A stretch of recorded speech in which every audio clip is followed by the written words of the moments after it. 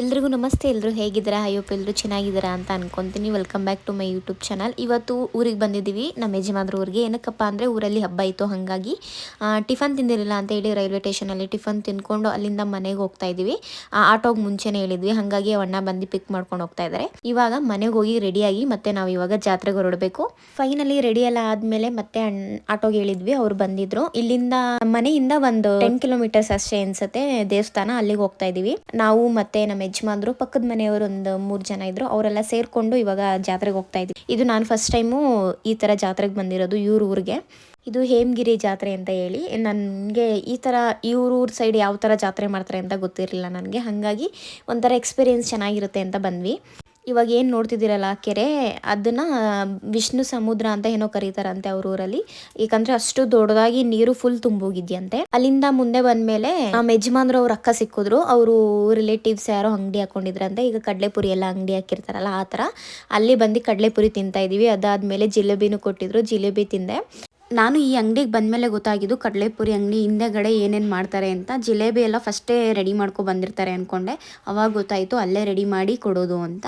ಹಂಗಾಗಿ ಇನ್ಮೇಲೆ ತಿನ್ಬೋದು ಅಂತ ಅಂದ್ಕೊಂಡೆ. ಯಾಕಂದರೆ ನಾನು ಫಸ್ಟು ಏನು ಅಂದ್ಕೊಂಡಿದ್ದೆ ಅಂದರೆ ಮುಂಚೆನೇ ರೆಡಿ ಮಾಡಿಬಿಟ್ಟಿರ್ತಾರೆ ತುಂಬ ದಿನ, ಹಾಗಾಗಿ ಅದು ಚೆನ್ನಾಗಿರಲ್ಲ ಅಂದ್ಕೊಂಡಿದ್ದೆ. ಇದನ್ನು ನೋಡಿದ ಮೇಲೆ ಗೊತ್ತಾಗಿದ್ದು ಅಲ್ಲೇ ರೆಡಿ ಮಾಡೋದು ಅಂತ. ಚೆನ್ನಾಗಿತ್ತು ಜಿಲೇಬಿ ಕೂಡ, ನನಗೆ ಇಷ್ಟ ಒಂಥರ. ಅದರಲ್ಲೂ ಇತ್ತೀಚೆಗೆ ತುಂಬ ಜಾಸ್ತಿ ಇಷ್ಟ ಆಗ್ತೈತೆ ಜಿಲೇಬಿ.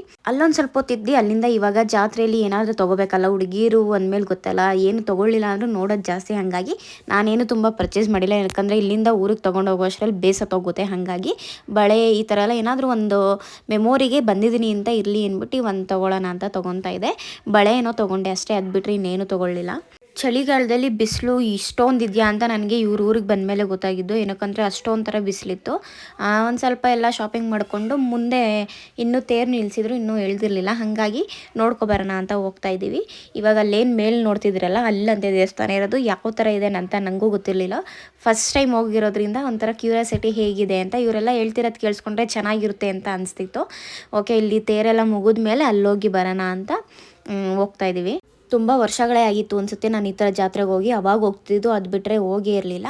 ಹಾಗಾಗಿ ಇನ್ನೂ ಅವ್ರ ಅಕ್ಕ ಮತ್ತು ಇನ್ನೊಬ್ಬರ ಅಕ್ಕ ಎಲ್ಲ ಬಂದರು. ಅವ್ರು ಬಂದಮೇಲೆ ಕಬ್ಬಿನ ಜ್ಯೂಸ್ ಕುಡ್ಕೊಂಡು ಇವಾಗ ಬೆಟ್ಟ ಹತ್ತೋಣ ಅಂತ ಹೇಳಿ ಸ್ಟಾರ್ಟ್ ಮಾಡಿದ್ದೀವಿ. ಬೆಟ್ಟ ಹತ್ತುತ್ತಾ ಗೊತ್ತಾಯಿತು ಜನ ಇಷ್ಟೊಂದು ಜನ ಇದ್ದಾರೆ, ಅಲ್ಲಿ ಹೆಂಗೆ ದರ್ಶನ ಆಗುತ್ತೋ ಎಷ್ಟೊತ್ತಾಗುತ್ತೋ ಅಂತ ಅಂದ್ಕೊಂಡು ಹತ್ತಿದ್ವಿ. ಬೆಟ್ಟ ಹತ್ತುವಾಗೆಲ್ಲ ಚೆನ್ನಾಗಿತ್ತು. ಹಾಗೆ ಈ ಬ್ರಹ್ಮ ಸಮುದ್ರ ಅಂತ ಹೇಳಿದ್ನಲ್ಲ, ಅದು ಫುಲ್ಲು ಕಾಣಿಸ್ತಾಯಿತ್ತು. ಎಷ್ಟು ಚೆನ್ನಾಗಿ ಕಾಣಿಸ್ತಿತ್ತು ಅಂದರೆ ಏನಪ್ಪ ಅಂದರೆ ಈ ಬಿಸಿಲಿರೋದ್ರಿಂದ ಸ್ವಲ್ಪ ನೋಡೋಕ್ಕಾಗ್ತಿರ್ಲಿಲ್ಲ ಅಷ್ಟೇ, ಅದರ್ವೈಸ್ ಸಕ್ಕದಾಗಿ ಕಾಣಿಸ್ತಾ ಇತ್ತು. ನಾನು ಅಂದ್ಕೊಂಡೆ ಸಮುದ್ರ ಅಂತ ಹೆಸರಿಟ್ಟಿರೋದು ಕರೆಕ್ಟಾಗೇ ಇದೆ ಅಂತ. ಅದಾದಮೇಲೆ ದೇವಸ್ಥಾನದ ಹತ್ರ ಬಂದ್ವಿ. ಹೆಂಗೆ ಅಂದರೆ ಜನ ಎಲ್ಲ ಅಡ್ಡಡ್ಡ ಬಂದು ನುಗ್ತಾಯಿದ್ರು, ಹಾಗಾಗಿ ಸುಮಾರು 1 ಅವರ್ ನಿಂತಿದ್ವಿ. ಇಷ್ಟೊಂದು ರಶ್ ಇದೆ ಅಂದರೆ ಇನ್ನೂ ಒಂದು ಸ್ವಲ್ಪ ಹೊತ್ತು ಬಿಟ್ಬಿಟ್ಟು ಬರ್ತಾಯಿದ್ವಿ. ಗೊತ್ತಿಲ್ಲದಲ್ಲೇ ಬಂದು ಸಿಗಾಕೊಂಡ್ವಿ. ಒಳಗಡೆ ದೇವಸ್ಥಾನ ಯಾವ ಥರ ಇದೆ ಅಂದರೆ ಬಕ್ಕೊಂಡು ಹೋಗಬೇಕು, ಕತ್ತೆ ಎತ್ತೋದಕ್ಕೂ ಜಾಗ ಸಲ್ಲಲ್ಲ ಆ ಥರ. ಗುಹೆ ಒಳಗಡೆ ಅಂದರೆ ಬಂಡೆಗಳ ಮಧ್ಯ ಇದೆ. ಹಂಗಾಗಿ ದೇವಸ್ಥಾನ ಮಾತ್ರ ಸಕ್ಕದಾಗಿತ್ತು. ನನಗೊಂಥರ ಈ ಥರ ಫಸ್ಟ್ ಟೈಮು ನಾನು ಎಕ್ಸ್ಪೀರಿಯೆನ್ಸ್ ಮಾಡಿದ್ದು. ಬೆಟ್ಟ ಇವಾಗ ಹಂಗೆ ಐಸ್ ಕ್ರೀಮ್ ತಿಂದ್ಕೊಂಡು ಬೋಟಿಂಗ್ ಹೋಗೋಣ ಅಂತ ಬಂದು ವೆಯ್ಟ್ ಮಾಡಿದ್ವಿ. ಜನ ನೋಡಿ ಎಷ್ಟು ಎಲ್ಲೋದ್ರೂ ಜನ ಹಂಗಾಗೋಗಿತ್ತು. ಅದಲ್ದಲೇ ಒಂದು ಸ್ವಲ್ಪ ಹೊತ್ತು ವೆಯ್ಟ್ ಮಾಡಿದ್ರು ಟಿಕೆಟ್ ಸಿಗ್ತಿರ್ಲಿಲ್ಲ, ಆ ಥರ ಜನ ಆಗೋದ್ರು. ಅದಕ್ಕೆ ಸರಿ ಬಿಡು ಬೇಡ ಅಂದ್ಬಿಟ್ಟು ವಾಪಸ್ ಬಂದ್ವಿ. ಸ್ವಲ್ಪ ಹೊತ್ತು ಕಾಯ್ದು ಆಡೋಣ ಅಂದರೆ ಈ ಟಿಕೆಟ್ ಕೊಡೋನು ಏನು ಮಾಡ್ದ, ಟಿಕೆಟ್ ಕೊಡಲ್ಲ ಅಕ್ಕ ಇನ್ನೂ ಅರ್ಧ ಗಂಟೆ ಅಂದ. ಸರಿ ಬಿಡು ಬೇಡ ಅಂದ್ಬಿಟ್ಟು ಹೊರಟು ಬಂದ್ಬಿಟ್ವಿ.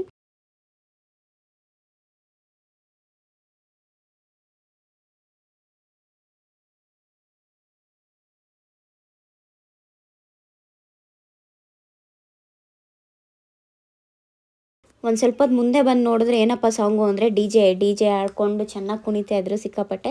ನಾನು ಯಾವಾಗಲೂ ಈವ್ನಿಂಗ್ ಟೈಮ್ ನೋಡ್ತಿದ್ದೆ ಈ ಥರ ಡಿ ಜೆ ಹಾಕ್ಕೊಂಡು ಡ್ಯಾನ್ಸ್ ಮಾಡೋದು, ಆದರೆ ಇವತ್ತು ಫಸ್ಟ್ ಟೈಮ್ ನೋಡಿದ್ದು ಈ ಥರ ಮಧ್ಯಾಹ್ನನೇ ಡ್ಯಾನ್ಸ್ ಆಡ್ತಿರೋದು. ಚೆನ್ನಾಗಿ ಎಂಜಾಯ್ ಮಾಡ್ತಾಯಿದ್ರು. ತೇರು ಮತ್ತು ತೇರ್ ಮೇಲಿರೋ ಕಳಸ ಎಲ್ಲ ನೋಡ್ಕೊಂಡು ಹೋದ್ವಿ. ಏನಕ್ಕಂದರೆ ಮೇಯ್ನ್ ಬಂದಿದ್ದು ಕಳಸ ನೋಡಬೇಕು ಅಂತ ಹೇಳಿ. ಯಾಕಂದರೆ ಮದುವೆ ಆಗಿ ಹೊಸದ್ರಲ್ಲಿ ಈ ಥರ ತೇರು ಕಳಸ ನೋಡಿದ್ರೆ ಒಳ್ಳೇದು ಅಂತಾರೆ, ಹಾಗಾಗಿ ಅದು ಆಗುತ್ತೆ. ಮತ್ತು ಅಮ್ಮನ ಬಂದು ಮಾತಾಡ್ಸ್ಕೊಂಡು ಆಗೋದಾಗೋ ಆಗುತ್ತೆ ಅಂತ ಹೇಳಿ ಬಂದಿದ್ವಿ. ಅಲ್ಲೆಲ್ಲ ಮುಗಿಸ್ಕೊಂಡು ಇವಾಗ ಮನೆಗೆ ಹೊರಟಿದ್ವಿ. ನಮ್ಮ ಯಜಮಾನ್ ಯಾರು ಆಟೋದವ್ರು ಸಿಕ್ಕಿದ್ರೆ ಸಾಕು, ಮಾತಾಡ್ಸ್ಕೊಂಡು ಕುತ್ಕೊಬಿಡ್ತಾರೆ. ಹೆಂಗೆ ಏನು ಬಿಸ್ನೆಸ್ ಆಯ್ತಾಯ್ತಾ ಹೆಂಗೆ ಅಂತ. ಅದೊಂಥರ ಅವರು ಎಲ್ಲೇ ಹೋದ್ರು ಹಾಗೇನೆ ಮುಖ ಸಿಂಡ್ರಿಸ್ಕೊಂಡು ಆ ಥರ ಎಲ್ಲ ಮಾಡಲ್ಲ, ಎಲ್ಲರನ್ನೂ ಚೆನ್ನಾಗಿ ಮಾತಾಡ್ಸ್ಕೊಂಡು ಬರ್ತಾರೆ. ಬಿಸಿಲಲ್ಲಿ ಓಡಾಡಿ ಸಾಕಾಗೋಗಿತ್ತು, ಹಾಗಾಗಿ ಮನೆಗೆ ಹೋಗಿ ಮಲ್ಕೊಂಡ್ರೆ ಸಾಕು ಅನ್ನಂಗೆ ಮನೆಗೆ ಹೋಗಿ ಒಂದು ಸ್ವಲ್ಪ ಹೊತ್ತು ರೆಸ್ಟ್ ಆದ್ಮೇಲೆ ಮತ್ತೆ ವಿಡಿಯೋ ಸ್ಟಾರ್ಟ್ ಮಾಡಿದೆ. ತುಂಬ ಚಳಿ ಇತ್ತು. ಬೆಳಗ್ಗೆ ಎಲ್ಲ ಅಷ್ಟೊಂದು ಬಿಸಿಲಿರುತ್ತೆ, ರಾತ್ರಿ ಆದರೆ ಇಷ್ಟೊಂದು ಚಳಿ ಇರುತ್ತೆ. ಹಾಗಾಗಿ ಊಟ ಎಲ್ಲ ಮಾಡಿದ್ಮೇಲೆ ಆಚೆ ಕೂತಿದ್ವಾ, ಹಾಗಾಗಿ ಸ್ವಲ್ಪ ಹೊತ್ತು ಒಂದು ಫೈರ್ ಕ್ಯಾಂಪ್ ಥರ ಗರಿ ಎಲ್ಲ ತೊಗೊಬಂದು ಸೌದೆ ಹಾಕ್ಕೊಂಡು ಬೆಂಕಿ ಕಾಯಿಸ್ಕೊತಾ ಇದ್ದೀವಿ, ಚೆನ್ನಾಗಿತ್ತು. ಮತ್ತು ಬ್ಲಾಗ್ನ ಬೆಳಗ್ಗೆ ಎದ್ದು ಕಂಟಿನ್ಯೂ ಮಾಡ್ತಾಯಿದ್ದೀನಿ. ಬೆಳಿಗ್ಗೆ ಎಲ್ಲಿಗೆ ಹೋಗ್ತಿದ್ದೀವಿ ಅಂದರೆ ಮುಳ್ಳಯ್ಯನಗಿರಿ ಬೆಟ್ಟಕ್ಕೆ ಹೋಗ್ತಾಯಿದ್ದೀವಿ, ಹಾಗೆ ಅಯ್ಯನಕೆರೆ ಎರಡೂ ಪ್ಲೇಸ್ ನೋಡ್ಕೊಂಬರೋಣ ಅಂತ ಹೋಗ್ತಾಯಿದ್ದೀವಿ. ಹೆಂಗಿದ್ರು ಬೆಳಗ್ಗೆಯಿಂದ ಸಂಜೆವರೆಗೂ ಸುಮ್ಮನೆ ಮನೇಲಿರೋ ಬದಲು ನಿಯರ್ ಬೈ ಎಲ್ಲ ಹೋಗಿ ಬರೋಣ ಅಂದರು ನಮ್ಮ ಯಜಮಾನರು. ಸರಿ ಅಂತ ಹೊರಟಿದ್ದೀವಿ. ಇಲ್ಲಿಂದ ಮುಳ್ಳಯ್ಯನಗಿರಿಗೆ 1 hour ಜರ್ನಿ ಅಷ್ಟೇ, ಹಾಗಾಗಿ ಹೊರಡೋಣ ಅಂತ ಹೊರಟ್ವಿ. ಬೈಕಲ್ಲಿ ಹೋಗ್ತಾಯಿದ್ದೀವಿ. ಹೆಲ್ಮೆಟ್ ಇರಲಿಲ್ಲ, ಹಾಗಾಗಿ ಹೆಂಗೆ ಕವರ್ ಆಗೋದು ಅಂತ ಗೊತ್ತಾಗಲಿಲ್ಲ. ಅದಕ್ಕೇ ನಮ್ಮ ಯಜಮಾನರು ಟೋಪಿ ಇಸ್ಕೊಂಡು ಹಾಕ್ಕೊಂಡಿದ್ದೀನಿ. ಒಂದೇ ಹೆಲ್ಮೆಟ್ ಇದ್ದಿದ್ದು, ಅವ್ರು ಹಾಕ್ಕೋಬೇಕು ಇಲ್ಲಾಂದರೆ ನಾನು ಹಾಕ್ಕೋಬೇಕು. ನಾನಾದರೆ ಹಿಂದೆ ಕೂತಿರ್ತೀನಿ ಪರವಾಗಿಲ್ಲ ಅಂದ್ಬಿಟ್ಟು ನಾನು ಟೋಪಿ ಹಾಕ್ಕೊಂಡು ಅವ್ರಿಗೆ ಹೆಲ್ಮೆಟ್ ಕೊಟ್ಟೆ. ಇಲ್ಲೇ ಲೋಕಲ್ ಅಲ್ವಾ, ಹಾಗಾಗಿ ಯಾರು ಪೊಲೀಸವ್ರು ಇರಲ್ಲ ಅನ್ನೋ ಧೈರ್ಯದ ಮೇಲೆ ಹೊರಟ್ವಿ. ಅಲ್ಲಿಂದ ಇವಾಗ ಅಯ್ಯನಕೆರೆಗೆ ಬಂದಿದ್ದೀವಿ. ಅಯ್ಯನಕೆರೆಗೆ ಹೋಗೋ ದಾರಿಲಿ ನೋಡಿದ್ರೆ ಹೆಂಗೆ ಅಂದರೆ ಒಂಥರ ಕೇರಳ ಸೈಡೆಲ್ಲ ಇರುತ್ತಲ್ಲ, ಈ ಥರ ಸೈಡಲ್ಲಿ ನೀರು ಮರ ಗಿಡ ಆ ಥರ ಫೀಲ್ ಆಗ್ತಿತ್ತು ನನಗೆ. ಸಖತ್ತಾಗಿತ್ತು, ಒಂಥರ ಚೆನ್ನಾಗಿ ಕ್ಲೀನಾಗಿ ಮೇಂಟೈನ್ ಮಾಡಿದರು. ಬರೀ ತೋಟನೇ ಆ ಕಡೆ ಎಲ್ಲ. ಹಾಗಾಗಿ ನಾವು ಬಂದಿದ್ದು ವೀಕ್ ಡೇಸಲ್ಲಿ. ವೀಕೆಂಡ್ ಬಂದರೆ ಜನ ತುಂಬ ಇರ್ತಾರಂತೆ, ವೀಕ್ ಡೇಸಲ್ಲಿ ಯಾರೂ ಇರಲ್ಲ. ಹಾಗಾಗಿ ಇವತ್ತು ಜನ ಯಾರೂ ಕಾಣಿಸ್ತಿಲ್ಲ, ಆರಾಮಾಗಿ ಬಂದು ನೋಡ್ಕೊಂಡು ಹೋಗ್ತಾ ಇದ್ದೀವಿ. ನಾನು ಅಯ್ಯನಕೆರೆಗೆ ಬಂದಿರೋದು ಫಸ್ಟ್ ಟೈಮು, ಇದೇ ಫಸ್ಟ್ ಟೈಮ್ ಅನ್ಸುತ್ತೆ ನೋಡ್ತಾ ಇರೋದು. ಇವರಂತೂ ಇಲ್ಲೇ ಹುಟ್ಟಿ ಬೆಳೆದಿರೋದ್ರಿಂದ ಅದು ಎಷ್ಟು ಸತಿ ಬಂದು ಹೋಗಿದ್ದಾರೋ ಲೆಕ್ಕನೇ ಇಲ್ಲ. ಅವಾಗೆಲ್ಲ ರಜಾ ಸಿಕ್ಕಿದ್ರೆ ಸಾಕು ಓಡ್ ಬಂದ್ಬಿಡೋರಂತೆ ಈ ಕಡೆಗೆ, ಬಂದು ಒಂದು ಸ್ವಲ್ಪ ಟೈಮ್ ಸ್ಪೆಂಡ್ ಮಾಡ್ಕೊಂಡು ಹೋಗ್ತಿದ್ರಂತೆ. ಅದೇ ಏನಾದರೂ ಸ್ಯಾಟರ್ಡೆ ಸಂಡೇ ಆಗಿದ್ದರೆ ಇವತ್ತು ಸಿಕ್ಕಾಪಟ್ಟೆ ಇಲ್ಲೆಲ್ಲ ಜನ ಇರೋರಂತೆ. ಎಲ್ಲಿ ಬರೀ ಹುಡುಗ ಹುಡುಗಿ ಫ್ಯಾಮಿಲಿ ಈ ಥರನೇ ಇರ್ತಿದ್ರಂತೆ, ಇಷ್ಟು ಫ್ರೀಯಾಗಿ ಇರ್ತಾನೆ ಇರಲಿಲ್ಲ. ಹಾಗಾಗಿ ನಾವು ಬೆಟರ್ ಟೈಮಲ್ಲಿ ಬಂದಿದ್ದೀವಿ ಅನಿಸ್ತು ನನಗೆ. ಈ ಸೇತುವೆ ಮೇಲೆ ಹೋಗೋಕ್ಕೆ ಇಷ್ಟ, ಆದರೆ ಇವರು ಬೇಡ, ಯಾರೂ ಇಲ್ಲ ಬೇರೆ, ಏನಕ್ಕೆ ಏನಾಗಿದೆಯೋ ಏನೋ ಸೇತುವೆ ಬೇಡ ಅಂತಿದ್ರು. ಆದರೂ ಇಲ್ಲಮ್ಮ ಪರವಾಗಿಲ್ಲ, ಒಂದೇ ಒಂದು ಸತಿ ಹಿಂಗೆ ಹೋಗಿ ಹಿಂಗೆ ಬರ್ತೀನಿ ಅಂದ್ಬಿಟ್ಟು ಹೋಗಿ ಬಂದೆ. ಈ ಥರದ್ದೆಲ್ಲ ಒಂಥರ ಎಕ್ಸ್ಪೀರಿಯೆನ್ಸ್ ಮಾಡೋಕ್ಕೆ ಚೆನ್ನಾಗಿರುತ್ತೆ.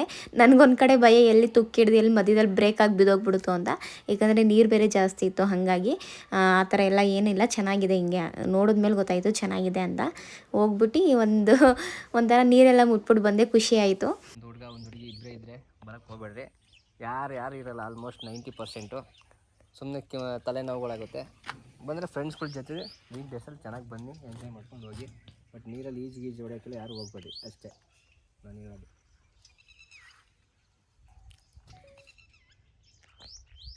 ಸೇತುವೆಯಿಂದ ಮುಂದೆ ಬಂದರೆ ಈ ಥರ ನೀರು ಹರಿದೋಗುತ್ತೆ, ಅದು ಆನ್ ಮಾಡಿದ್ರೆ ನೀರು ಹರಿಯುತ್ತಂತೆ. ಇವತ್ತು ಆನ್ ಮಾಡಿರಲಿಲ್ಲ, ಹಾಗಾಗಿ ನೀರು ಎಷ್ಟು ಕ್ಲಿಯರಾಗಿ ಕಾಣಿಸ್ತಿತ್ತು ಅಂದರೆ ಇಲ್ಲೆಲ್ಲ ಫುಲ್ ನೀರು ಹರಿಯುತ್ತಂತೆ. ಅಲ್ಲಿವರೆಗೂ ಹೋಗಿದ್ವಿ, ಆನ್ ಮಾಡಿರಲಿಲ್ವಲ್ಲ, ಹಾಗಾಗಿ ಅಲ್ಲಿ ಭಯ. ಹೆಂಗೆ ಅಂದರೆ ಫುಲ್ ಜಾರುತ್ತೆ, ಕಾಲಿಕ್ಕಿದ್ರೆ ಒಂದು ಸ್ವಲ್ಪ ಹುಷಾರಾಗಿ ನೋಡ್ಕೊಂಡು ಹೋಗಬೇಕು ಎಲ್ಲ. ಅಲ್ಲಿ ಅಯ್ಯನಕೆರೆ ಎಲ್ಲ ನೋಡ್ಕೊಂಡು ಇವಾಗ ಮುಳ್ಳಯ್ಯನಗಿರಿ ಬೆಟ್ಟಕ್ಕೆ ಹೊರಟಿದ್ದೀವಿ.